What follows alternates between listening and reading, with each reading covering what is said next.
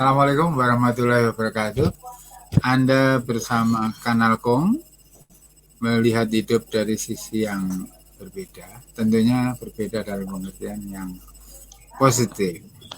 Bersama saya pada malam hari ini undangan dari Pak Surabaya, Bapak Purnomo Hadi, itu adalah staf perpustakaan di kantor dinas perpustakaan dan arsip Kota Surabaya. Nah, selebihnya nanti beliau kiprahnya akan beliau ceritakan sendiri bagaimana apa-apa yang sudah diperjuangkan dan sekarang masih menjadi hasil yang mengembirakan di Surabaya. Karena beliau banyak sekali cerita yang saya juga banyak. Silakan Pak Wibowo menyapa audiens. Ya, Assalamualaikum warahmatullahi wabarakatuh. Selamat malam teman-teman pegiat literasi di seluruh Indonesia yang mungkin di malam hari ini sempat untuk bergabung dengan kami di udara. Jadi kita mungkin nanti 1 jam atau kurang ya, Kung ya.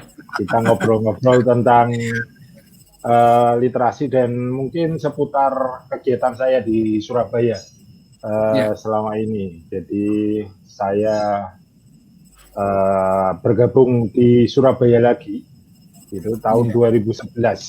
Jadi saya ini asli Surabaya yang waktu PNS 2006 sempat bertugas di Kabupaten Probolinggo di Keraksaan sampai tahun 2011.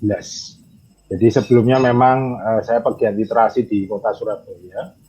Jadi sekitaran tahun 2000-an itu saya sudah membuat lembaga namanya Kawan Kami, persis seperti lembaganya Pak Kartono yang ada di Doli, namanya Kawan Kami. Ya. Itu dengan Pak Kartono, Pak? Kawan Kami sebenarnya dari alumni teman-teman PSTP UNER. Jadi kami menyebut Kawan Kami itu relawan perpustakaan, minat baca dan informasi. Kawan Kami didirikan di Surabaya itu dengan teman sudah tahun 2000-an, dan proyek kami yang terbesar kita gandeng salah satu NGO di Jogja dan bekerja sama dengan kebetulan ada Angkatan Laut dari Amerika yang lagi sandar di Tanjung Perak, sehingga akhirnya kami diberi amanah untuk membuat kegiatan. Dan alhamdulillah kegiatan waktu itu juga di perpustakaan Kota Surabaya. Jadi saya nggak ngimpi kalau akhirnya saya harus comeback kembali ke perpustakaan Kota Surabaya. Tahun 2000 saya sudah masuk, tapi dengan nama NGO kami yang bekerja sama dengan Angkatan Laut Amerika waktu itu yang sandar. Jadi saya diberikan satu ruangan di perpustakaan Kota Surabaya. Itu kami buat untuk latihan bahasa Inggris untuk warga sekitarnya dan anak-anak kampung di sekitaran perpustakaan kota. Seperti yang itu. Di Jalan Pemuda itu, Pak ya? Di Rungkutnya. Jadi di Kota Surabaya ini, di Rungkutnya. Jadi di Kota Surabaya perpustakaan kotanya ada 2, yang pusatnya di Rungkut Asri Tengah, itu yang pusatnya. Kita punya UPT yang ada di Balai Pemuda. Dulu di Balai Pemuda dulu, terus kita pindah ke Rungkut, dan sekarang di Balai Pemuda ketika bioskop Mitra itu ditutup, akhirnya diminta oleh Pemkot, sekarang sebagian dibuat untuk perpustakaan kota dan sebagian untuk rumah bahasa. Dan ada jadi saling apa namanya saling Kolaborasi. membelakangi, ya saling tadi membelakangi. Yang dari depan, ya posisinya di belakang. Jadi saling kalau yang dari depan itu ada rumah bahasa, itu kegiatannya untuk kursusan beberapa bahasa. Dan, gratis itu Pak? Gratis untuk masyarakat Kota Surabaya. Terus yang pas di belakangnya itu perpustakaan kota yang memang didesain untuk di tengah kota. Kami jadi ada yang di pinggiran kota, yang di perpustakaan Rungut itu, dan satunya di tengah kota. Jadi lalu saya sendiri, ya. Jadi di saya sebelahnya sendiri, itu ada Dewan Kesenian Surabaya. Betul. Di depannya perpustakaan Balai Pemuda itu ada masjid, di belakangnya masih ada DKS, Dewan Kota Surabaya. Dewan Kesenian Kota Surabaya. Dewan Kesenian Surabaya. Ya, jadi di belakang masjid itu yang sekarang jadi alun-alun Surabaya. Yang ini Pak.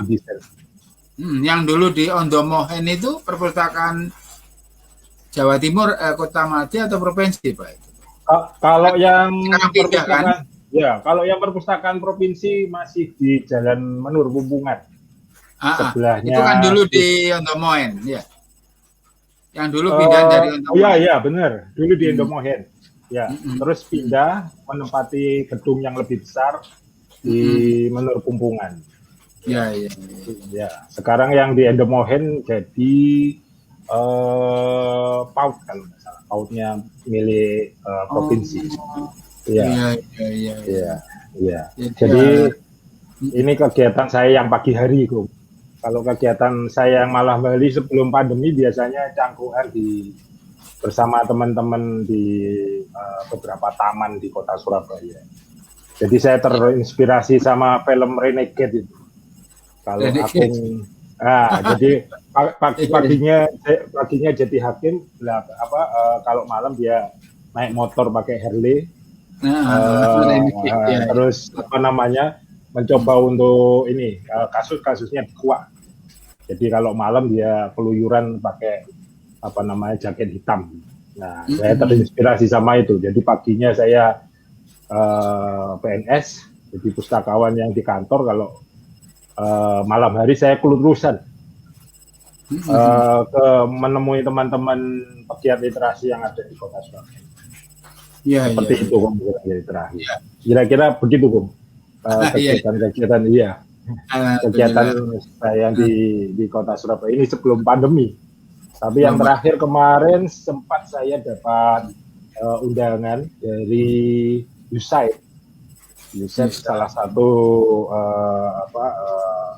teman-teman USAID itu ada tamu ceritanya yang kepingin mampir di Kota Surabaya dan kepingin silaturahmi ke TBM yang independen, yang mandiri di Surabaya.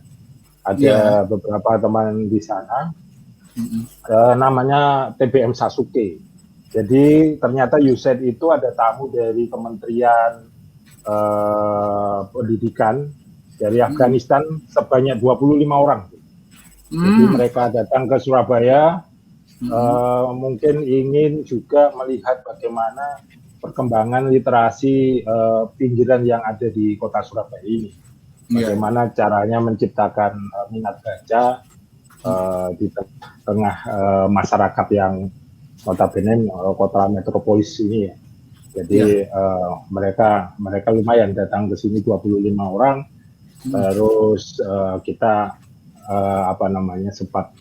sempat berdialog dengan mereka. Jadi ada penterjemah di TBM Sasuke itu di daerah Surabaya Barat. Kayaknya kok Sasuke kok bau Jepang ya. Ada singkatan enggak ya? Terputus-putus kan?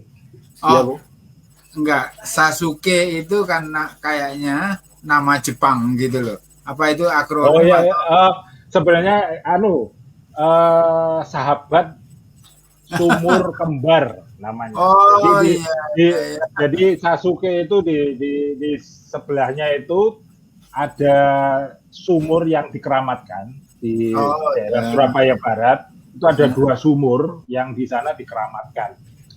diistilahkan namanya sumur kembar. Terus teman-teman di sekitar situ membuka taman bacaan di lahan kosong yang sebenarnya itu milik terus didirikan taman bacaan masyarakat. Namanya Sahabat Sumur Kembar. Jadi singkatannya Sasuke. Jadi mirip istilah-istilah Jepang, Iya. ya, salah satu tokoh Jepang. Seperti itu. Iya. Alhamdulillah. Iya, saya jadi nostalgia nih, Pak. Tahun 71-an saya kan tinggal di Surabaya. Di kompleks Balai Pemuda itu. Jadi enak kemana-mana, nggak jauh kan. Jadi di sebelah mana itu? Kalau ke PP Sudirman ada Embong Sawo, itu ada Embong Sawo atau Embong Macan ya, yang ada konsulat Jerman di sana itu, Goethe Institute. Ke sana saya tiap Rabu itu ada. Iya, di tengah kota itu berarti, Kong. Di tengah kota, Pak. Di tengah, ya, tengah kota. Jalan kaki aja kalau malam jam 8 gitu ke sana. Dan tiap Rabu ada nonton film Misbar itu di halaman. Kalau Jumat di Jalan Dr. Sutomo itu ada LIA, Lembaga Indonesia Amerika, itu sana. Nah, itu jadi tempatnya juga nyaman sih. Itu nostalgia. Iya. Tapi sekarang sekarang kayaknya masih ada juga ya tempat-tempat itu, cuman namanya ganti kayaknya ya. Yang Goethe Institute itu sekarang kayaknya pusat apa itu ya, lupa saya, rumah Jerman atau apa begitu itu. Kalau di Surabaya sekarang memang di tengah kotanya ini lebih asri ya, jadi tumbuhannya juga banyak. Dan di kota Surabaya ini sekarang lagi giat untuk membuat kegiatan literasi. Jadi kami kalau di bawah Dinas Perpustakaan itu ada sekitaran 5 taman bacaan masyarakat yang diinisiasi dari pemerintah, dan saya sendiri juga lagi terus mengumpulkan teman-teman yang mandiri di kota Surabaya. Itu sekitar 25-an taman bacaan yang mandiri di kota Surabaya. Itu memang lagi terus kita dijejaring. Ya, Pak Wibowo bisa sedikit bercerita proses awal dari upaya pemerintah kota itu menggerakkan literasi itu, dari sisi misalnya menyiapkan tenaga pegiatnya dan sarana-sarana yang lain, termasuk misalnya kesejahteraan bagi para pegiat itu. Mungkin bisa dikisahkan. Ya, jadi 500 taman bacaan masyarakat di kota Surabaya ini menempati balai-balai RW. Terus ada di rumah susun, ada di taman. Di taman itu ada yang stay itu 2 taman, dan yang lain itu tamannya untuk kalau Sabtu Minggu mobil keliling kami yang datang ke taman-taman itu. Terus ada di rumah sakit, ya, ada 2 rumah sakit, di Rumah Sakit Suwandi yang milik Pemkot itu di Rumah Sakit Suwandi, dan di Rumah Sakit PDH di Surabaya Barat itu juga ada. Jadi tempat-tempat umum kami datangi seperti itu, supaya nanti ini masyarakat lebih dekat dengan buku seperti itu, khususnya untuk adik-adik. Jadi kegiatan-kegiatan kami itu bukanya teman-teman itu jam 8-an sampai jam kalau jam 8 sampai jam 12 itu mereka di sekolah sebenarnya. Dari jam 12 sampai jam 4 baru ada kegiatan. Baru ke taman baca. Jadi kami koordinasi dengan pihak Dinas Kota. Jadi pendampingannya adik-adik petugas TBM itu mereka juga menyasar perpustakaan di sekolah-sekolah, khususnya yang SD SMP di Kota Surabaya. Baru nanti jam 12 ke atas mereka bergeser ke tempat tugas masing-masing, yaitu tadi yang di balai-balai RW. Seperti itu. Dan saya mulai masuk di Surabaya 2011 sampai 2014-2015an itu menjadi salah satu pengajar mereka. Jadi mereka itu sebelum bertugas 1 bulan masuk pendadaran dulu, ada kelas khusus selama 1 bulan. Mereka di briefing dulu kegiatan-kegiatan apa dan bagaimana bersosialisasi dengan masyarakat. Jadi seperti itu. Siapa Pak yang mengkoordinir kegiatan itu Pak? Dinas yang mengkoordinasikan semua kegiatan itu? Dinas Perpustakaan. Ya, Dinas Perpustakaan. Ya, Dinas Perpustakaan. Kota ya Pak? Kota, benar. Jadi yang kantornya di Balai Pemuda itu? Di bawah Pemkot. Oh iya.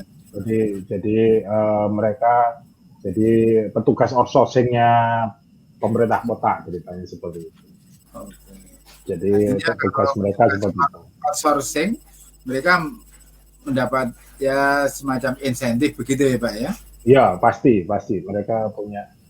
Kalau di Surabaya kita sudah ada patokannya, jadi mengikuti UMR yang ada di kota Surabaya. Jadi mereka bergaji seperti UMR di kota Surabaya dengan kegiatan-kegiatan yang lebih terukur. Kita punya rapot tertentu untuk adik-adik di outsourcing tersebut. Jadi keaktifan mereka juga kami pantau, bukan hanya dilepas begitu saja. Kami juga memberikan materi-materi bagaimana kegiatan-kegiatan sebenarnya yang harus mereka lakukan di taman bacaan tersebut. Jadi itu berkolaborasi, dan tahun ini alhamdulillah ini insya Allah 2021 ini kami mempunyai perda yang baru. Insya Allah nanti kalau sudah ini kemarin raperdanya sudah kita godok untuk menggantikan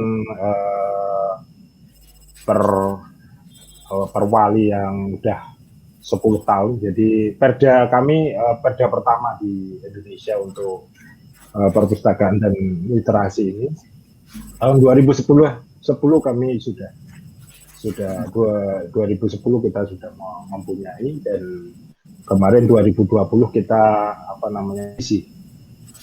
Mungkin ada beberapa butir atau beberapa pasal yang perlu kita rubah dan kita perbaiki. Dan khususnya untuk yang 2021 ini insya Allah kalau sudah didok arahnya untuk bagaimana teman-teman taman bacaan masyarakat yang mandiri juga kita perhatikan, khususnya untuk kegiatan-kegiatan dia, terus bantuan-bantuan mungkin insya Allah akan terus mengalir pada mereka. Jadi kita punya dua sistem lewat adik-adik outsourcing dan mungkin teman-teman yang dari mandiri kita perhatikan. Seperti itu. Insya Allah ini sedang digodok di Dewan. Semoga ini sudah bisa segera disahkan. Seperti itu kalau di kota. Untuk taman baca yang yang di bawah koordinasi pemerintah kota ini kan mereka kalau kita TBM kan disyaratkan mengurus perizinan operasional macam-macam seperti itu Pak. Kalau yang ini apakah otomatis mendapat semacam SK atau apa gitu dari wali kota Pak? Oh, kalau itu belum sampai ke sana Kom. Memang kami karena yang mandiri itu belum tergarap dengan baik. Jadi baru nanti kita payungi dulu dengan perda. Nanti ada yang kemarin sudah kami lakukan adalah nanti memang harus terdaftar Kom. Jadi kami dari kemarin yang raperda perubahannya sudah kami masukkan aturan-aturan bagaimana TBM mandiri tadi kami daftar dan ada izin-izinnya. Jadi include dengan nanti mungkin insya Allah ada semacam pembinaan juga selain itu.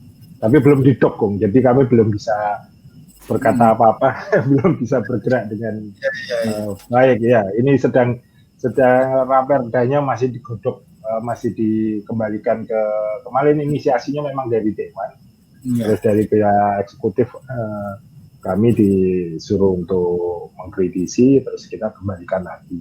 Jadi tinggal kedok saja. Nah, ini kalau memang sudah disetujui, kami sudah bisa bergerak lebih leluasa dan payung hukumnya juga sudah jelas.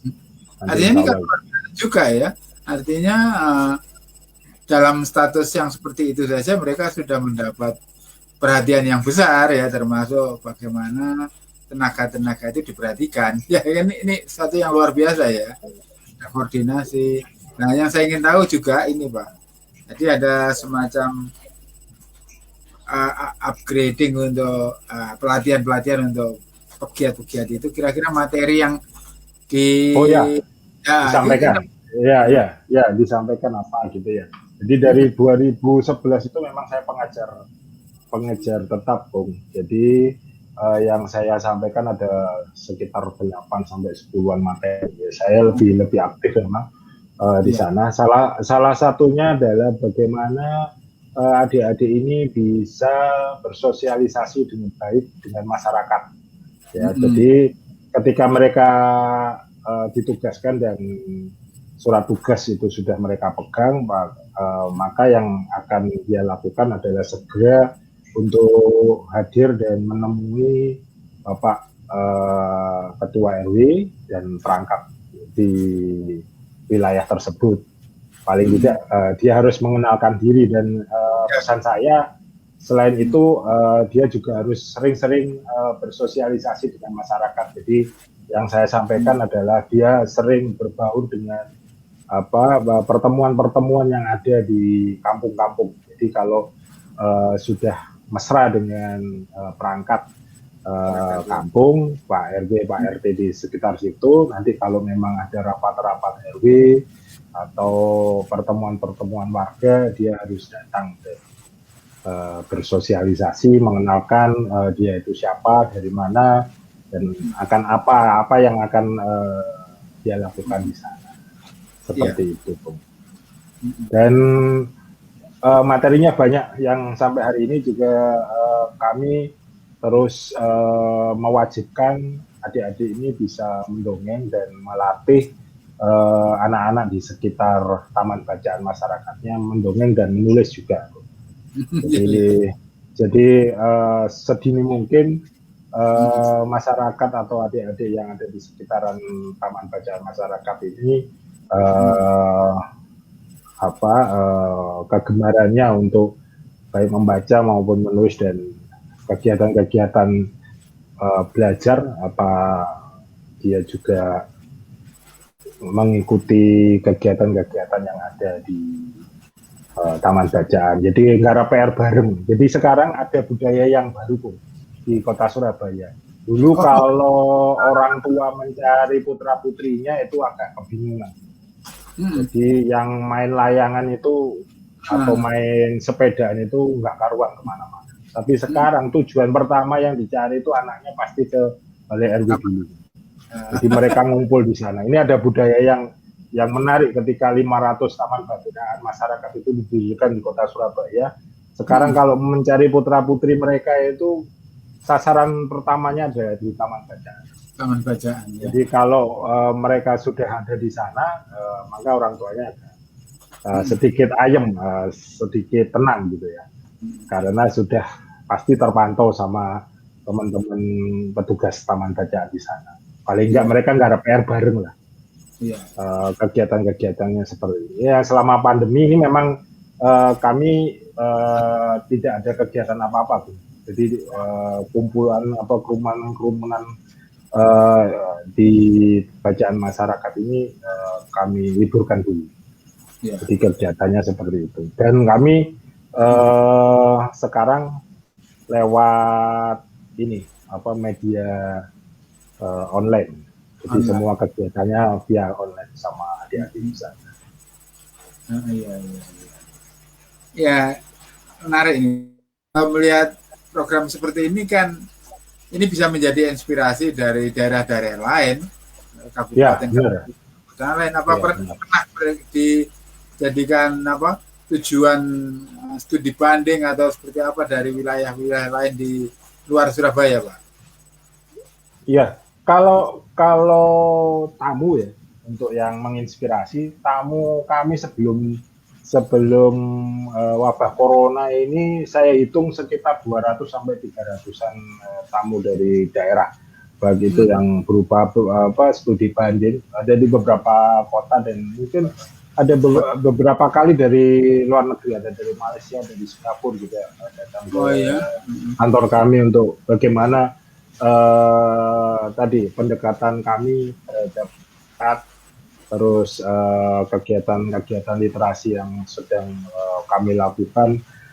Tahun 2014 itu kan kita sudah mencanangkan Surabaya Kota Literasi. Dari sana gaungnya juga sekarang sudah luar biasa.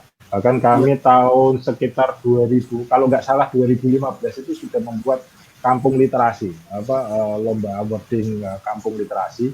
Jadi di kampung-kampung ini ada kegiatan-kegiatan apa saja dan itu ada jurinya, Bung.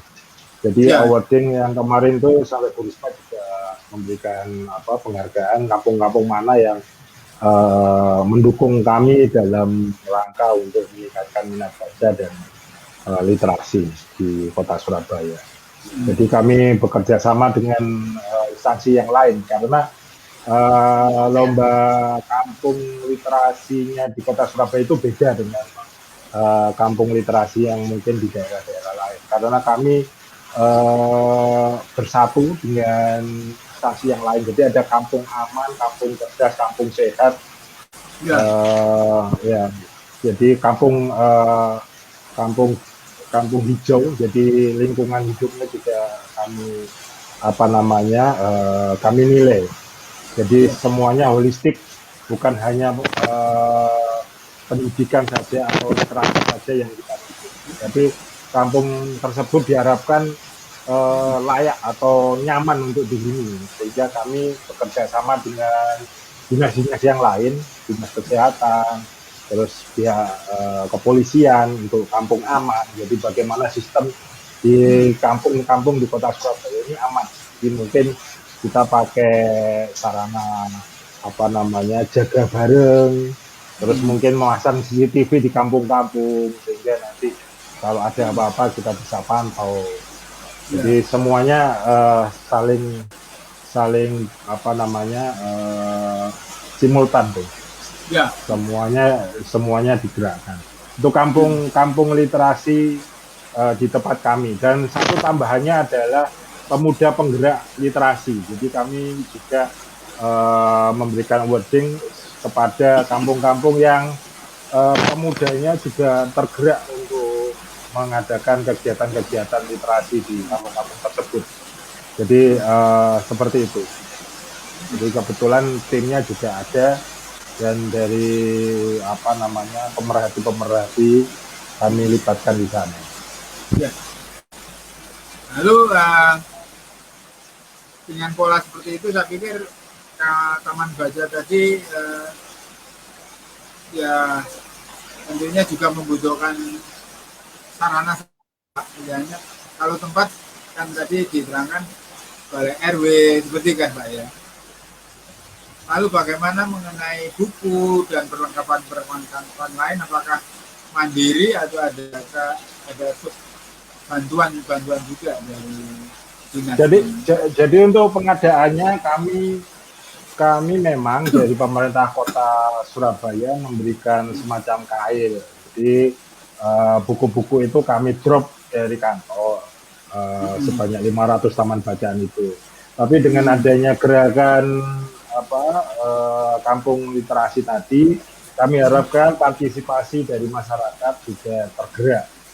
Jadi diharapkan dengan di sana motivasi dari masyarakat juga ikut handar beni ya, mempunyai rasa memiliki bahwa balai RW yang selama ini mereka anggap sebagai tempat pertemuan bapak-bapak dan ibu-ibu saja, hari ini manfaatnya sudah mulai agak bergeser. Jadi kalau jam-jam sekitaran jam 1 sampai jam 12 sampai jam 4-an itu digunakan untuk garap PR adik-adik. Nah, ini terus juga masyarakat tergerak tuh untuk menyumbangkan bukunya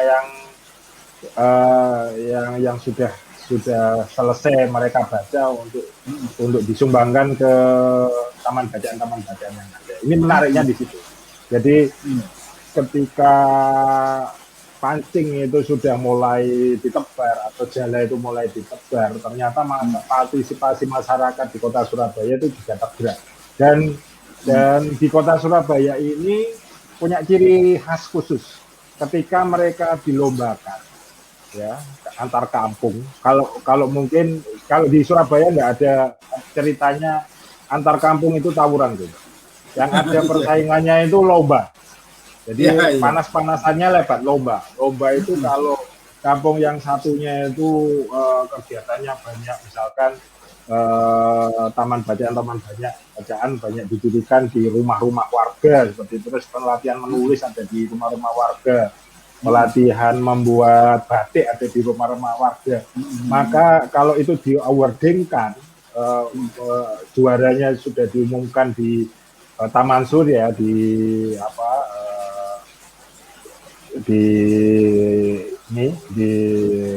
Kota Madya, ya, di lapangan Kota Madya itu dengan wali yang hadir waktu itu.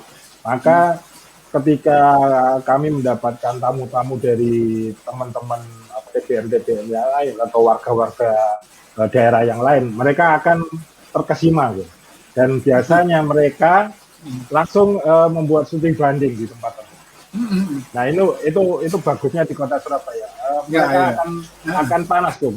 Jadi kita nggak tawuran dengan adu jotos, tapi kita datang di sana terus bener, ternyata kan kita akan membuktikan bener apa enggak kampung tersebut memang masyarakatnya kompak. Jadi di tempat yang lain itu biasanya mereka datang terus penasaran kan kegiatan bisa menang lomba ini apa ini resepnya, keunggulannya di mana. Kebetulan di tempat saya yang saya singgah sekarang ini pernah juara 1 karena di kampung saya ini ketika masuk di pintu gerbang masuk itu sudah ada tanaman buah naga. Jadi ini kampung buah naga. Ya. Jadi setiap jengkal tanah di sini ini semuanya ada tanaman buah naga. Jadi kalau ini sudah musim seperti ini merah semua. Buah naganya udah pada muncul. Jadi keunggulan kami di tempat saya ini kebetulan pernah juara. Terus ada lagi batik dari mangrove ya, di sini. Ada salah satu pengrajin batik yang dari mangrove. Jadi khasnya di balik RW di RW saya itu seperti itu. Nah, kita menang ya, di lomba kampung literasi seperti itu.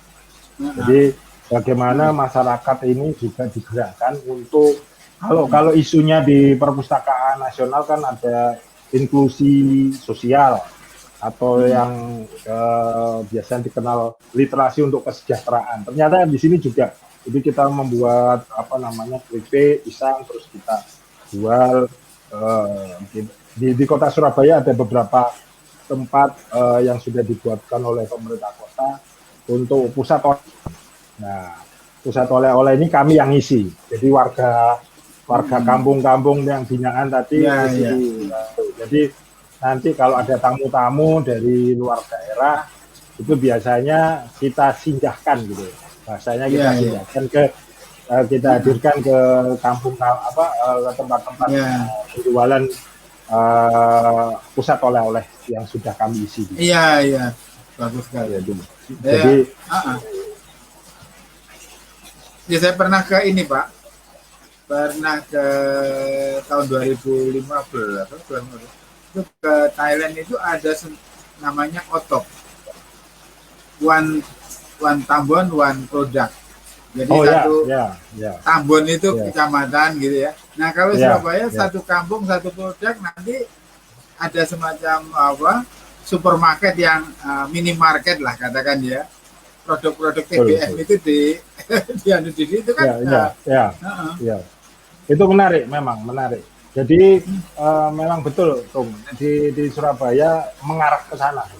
Jadi masing-masing balik RW dan kami di Dinas Perpustakaan ini, khususnya di taman-taman bacaan ini sedang, dan saya kebetulan di perpustakaan ini di bagian pengadaan, Tung. Jadi buku-bukunya ini saya arahkan, kami diamanai untuk mengarahkan buku-bukunya untuk buku-buku yang praktis untuk menunjang ini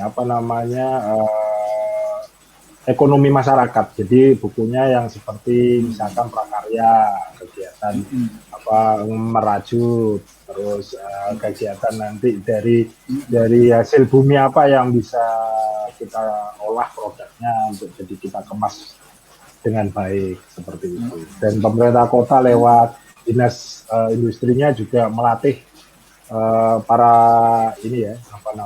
pengrajin. Kebetulan orang tua saya, ibu saya juga membuat keripik pisang.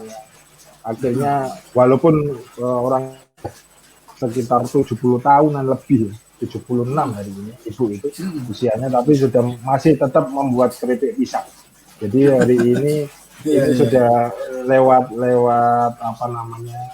kelurahan, kecamatan terus dibina. Jadi kalau ada kegiatan-kegiatan di sini pahlawan ekonomi, kalau di Surabaya itu yang terkenal namanya pahlawan ekonomi. Dulu sebelum pandemi ya, kita cerita sebelum pandemi itu setiap periode selalu ada roadshow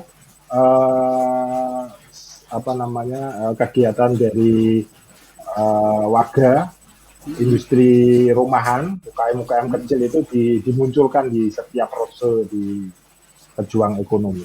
Itu yang di Surabaya seperti itu. Jadi masyarakat juga bergerak untuk membuat UKM kecil. Dan kami di perpustakaan ini menunjang di resep-resepnya, Bu. Jadi di perpustakaan ini arahnya ke sana. Jadi memang kalau permintaan, karena saya di bagian pengadaan, jadi kalau memang masyarakat bisa kami deteksi ternyata ada yang mencari bahan ini dan bukunya ada, pasti kami beli. Dan kami aturkan ke kelompok-kelompok UKM yang ada di teman-teman, ada di balai-balai RW itu untuk kami datangi dan kami serahkan. Mungkin nanti akan dipraktekkan dan ditambahi ya, atau itu dipraktekkan bareng terus rasanya dimodifikasi gitu, dan itu nanti bisa dijual. Jadi arahnya ke sana supaya nanti ada pemberdayaan masyarakat, khususnya yang ibu-ibu bisa membantu bapak-bapaknya dalam hal ekonomi gitu. Jadi arahnya ke sana gitu. Kami di perpustakaan kota membantu dan menyokong kegiatan-kegiatan tersebut. Seperti itu, Bung. Nah, saya ingat di Surabaya itu ada tempat dulu saya suka membeli buku komik dan macam-macam itu di mukanya Tugu Pahlawan, gedung kuno itu, Pak. Itu apa masih ada ya sekarang? Di gedung kuno di daerah mana, Bung? Di depannya Tugu Pahlawan. Depannya, ya. Itu yang bisa, ya, Bu. Itu apa masih? Ya, yang itu sudah kita, kalau di perpustakaan di Surabaya sudah diwadahi gitu ya. Ada namanya Kampung Ilmu, Bung. Sekarang dikumpulkan di Jalan Semarang, Bung. Jadi itu pusatnya buku-buku bekas. Khasnya Surabaya ini buku bekasnya ada di Jalan Semarang, Kampung Ilmu, Bung, namanya. Iya. Ilmu. Ya, itu kemarin juga ada perpustakaannya di atas itu juga. Tempat untuk kongko-kongko teman-teman pegiat kalau di sana, dan biasanya dari teman-teman juga di rumah senang mengumpulkan buku ya. Jadi saya sendiri ini insya Allah nanti sebelum pensiun insya Allah saya menunjukkan sudah ada 8.000-an buku di rumah itu. Jadi tinggal peresmiannya aja. Ini rumahnya juga sudah siap, tinggal peresmian. Kemarin kena pandemi ini, jadi mungkin nanti aku tak ajak ke Sidoarjo, tapi bukan di Surabaya, karena rumah saya ada di Sidoarjo. Nanti insya Allah saya ya ada di Sidoarjo dan di Keraksan yang belum selesai. Jadi inginnya saya nanti itu yang anu ya, Amrina Rosada. Amrina Rosada. Iya, insya Allah nanti sebelum pensiun saya terinspirasi Akung dan terinspirasi saya cemburu sama ini kok gajah sama harimau. Gajah mati itu meninggalkan gading loh. Terus harimau mati itu malah belang, tapi Wibowo mati nanti meninggalkan perpustakaan gitu. Jadi iya, nanti saya tulis ke prasasti seperti itu. Nanti saya tanda tangan seperti Bung Karno itu kan punya tanda tangan. Betul.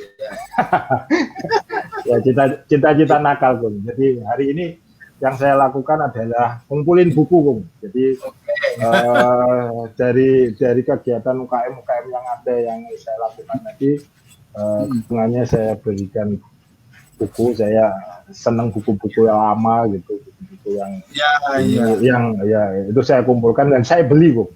Jadi 8 ribuan buku itu banyak yang beli daripada yang. Jadi kenakalan saya di situ. Jadi buku-buku yang menurut saya nyeleneh dan harus saya punyai karena itu mengandung sejarah. Jadi saya punya bukunya Bung Karno yang Indonesia Menggugat itu yang tahun gak enak itu saya punya. Jadi buku-bukunya lama yang menurut saya sangat berkesan dan itu mengandung sejarah dan kalau bisa buku asli yang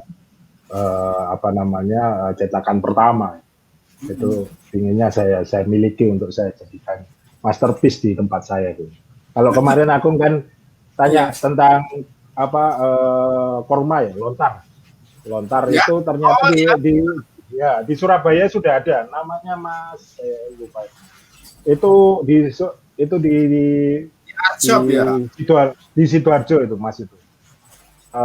Dia memang pengumpul. Jadi sering sekali ikut pameran-pameran lontar dan naskah-naskah kuno tentunya. Jadi sama Perpustakaan Nasional juga namanya saya agak lupa. Tapi saya kenal baik gitu. Dia kebetulan sarjana sastra Inggris satu alma mater dengan nyonya saya. Jadi saya lupa. Jadi dulu memang beliaunya ini pedagang di kampung ilmu yang akhirnya sukses dengan mengumpulkan naskah-naskah kuno. Jadi hari ini dia terus putar-putar biasanya sebelum pandemi kemarin itu untuk pameran-pameran. Bahkan sampai di Perpustakaan Nasional. Ya. Itu ada di Kota Surabaya. Saya terinspirasi juga. Tapi kalau sebanyak itu mungkin dananya kurang mendukung. Nggak kuat. Karena mahal banget itu kalau naskah. Harganya untuk kalau kita miliki ini memang kayak buku-buku Sarina. Oh iya. Buku-buku yang lama-lama itu memang mahal ya. Terus di bawah bendera revolusi, buku-buku Pak Nasir, Hatta, terus Tahrir itu buku-buku yang masterpiece yang pendiri bangsa ini saya lagi cari. Jadi kalau di Surabaya ini ada yang old Surabaya old mana gitu ya. Di sini ada penulisnya Pak Dukut. Pak Dukut itu ada yang Jember tempo dulu, Surabaya tempo dulu. Nah, itu buku-buku yang Gresik kemarin yang terakhir Gresik tempo dulu. Buku-buku yang seperti itu yang menarik buat saya untuk tahu sejarah kota, sehingga kita bisa nguri-nguri kebudayaan ya, memelihara dan ini terus memelihara ini budaya-budaya yang lokal yang ada di tempat kita. Seperti itu, Bung. Iya. Baik, Mas Wibowo. Saya jadi nostalgia pengen ke ini saya. Ke Surabaya, Bung. Kaliasin Gang Pompa. Masa lalu saya di situ, Mas. Jadi Kaliasin Gang Pompa, terus Jatisari, terus Ngaglik Kuburan. Sekarang kalau aku ke Surabaya mungkin sudah berubah. Mungkin 20-30 tahun yang lalu dengan sekarang sudah sangat beda banget. Kebetulan kan keluarga dari nyonya saya ini orang Jember, jadi kemarin saya sempat ke Kampung Baca, terus apa namanya, memang asli Jember, jadi saya sering ke Jember. Kalau sempat ya memang ke Akung. Itu salah satu masterpiece yang harus dikunjungi ke Kampung Baca itu. Kalau ke sana nanti takut kualat saya. Takut kualat sama Akung. Sekarang saya nggak punya asisten. Jadi relawan-relawan ya masih ada beberapa yang mereka mau menulis skripsi ya. Terus saya beri tugas ya, menjadi relawan sementara. Terima kasih Mas Wibowo, malam hari ini kita sudah cukup banyak ya. Siap. Ngobrol-ngobrol, lain kali kita cari tema yang berbeda mungkin. Kalau perlu dengan Pak siapa itu, kampung apa tadi, kawan kita tadi Pak Tua yang dari kompleks itu loh, Doli. Oh ya, Pak Kartono. Ya. Oh Pak Kartono. Iya Pak Kartono. Gimana kabarnya Pak? Pak Kartono. Jadi sebelum Doli ditutup itu kami juga sudah membuat kegiatan-kegiatan banyak di tempatnya Pak Kartono. Jadi adik-adik di daerahnya Pak Kartono itu kegiatannya ngaji, terus apa namanya membuat puisi, dan ternyata anak-anak Doli itu yang apa namanya yang mereka senangnya adalah kegiatan kesenian, jadi menyanyi terus bermusik, itu latihannya senang dia. Baik, bagus sekali dan talentanya banyak di sana. Iya. Jadi pernah dibawa ke Jakarta. Oh ya. Di Balai Kartini dulu kita ketemu kan, ya itu Pak, anak buahnya Pak Kartono itu tampilannya luar biasa. Oh ya, banyak ini apa namanya talenta muda bermusik di sana yang saya lihat. Kalau disuruh buat puisi, buat tulisan itu tajam sekali yang kritiknya, karena dia melihat fenomena sosial yang ada di daerahnya itu membuat dia lebih dalam hal apa namanya hati ya, dalam hal intuisi, membuat tulisan itu sangat tergerak sekali. Dan sering saya di apa namanya mendapat hikmah dari adik-adik. Itu loh Cak. Saya kemarin itu apa namanya langsung ketemu dengan ibu saya. Bu, mosok aku untuk duit haram seperti ini terus, kapan kita bisa? Nah, gitu ya? Itu sering terlontar kalau saya datang ke tempatnya Pak Kartono, itu saya seperti orang tuanya sendiri di sana. Jadi ya kalau kita ngomong ya apa sangat menyayat hati ya, karena di daerah lokalisasi terus ada oase gitu ya, ibarat gurun pasir itu ada oase, itu luar biasa. Jadi fenomenanya di sana kalau waktu itu belum ditutup, semua apa bekerja dan di rumahnya banyak tamu, adik-adik itu pasti ngumpul di rumahnya Pak Kartono. Dan saya kalau datang ke sana dengan Nyonya biasanya kadang-kadang juga ngajar mereka, paling tidak menasihati mereka bagaimana apa namanya masa depan mereka, dan kita diskusi tentang jalan hidup mereka masing-masing, dan itu sangat luar biasa. Bahkan saya ada pengalaman, saya dapat kunjungan dari teman-teman IGI, Ikatan Guru Indonesia dari Aceh, itu saya sempat apa namanya hampirkan ke sana, mampir ke tempatnya Pak Kartono, itu pulangnya langsung komentarnya seperti ini, saya ini sedih Mas, saya dapat sertifikasi ribuan ratusan, kadang-kadang puluhan juta itu, tapi saya nggak bisa menjadi apa namanya, uang saya kadang-kadang nggak seperti Pak Kartono bisa membuat sesuatu yang atau bisa berubah masyarakat di sana. Dan banyak yang nangis guru-guru itu ketika saya hampirkan ke tempatnya Pak Kartono, karena banyak adik-adik yang kemarin itu ditanyain sama mereka bagaimana pendidikannya, bagaimana mereka tergerak untuk pulang kembali ke Aceh, insya Allah akan menjadi pegiat literasi dan pejuang literasi di sana. Jadi biar kalau pagi itu jadi guru, kalau malam ya buka taman bacaan seperti aku. Ya, mungkin ada pesan-pesan atau closing statement, kerennya begitu, untuk teman-teman mungkin yang terutama ini pegiat yang masih akan terus bergerak gitu. Iya, iya. Jadi mungkin pesan saya atau bukan pesan ya, harapan saya gitu ya, harapan saya pada rekan-rekan senusantara ini, untuk yang pejuang-pejuang literasi yang dimanapun Anda berada hari ini dan melihat konten ini, terus bergerak karena Indonesia membutuhkan Anda.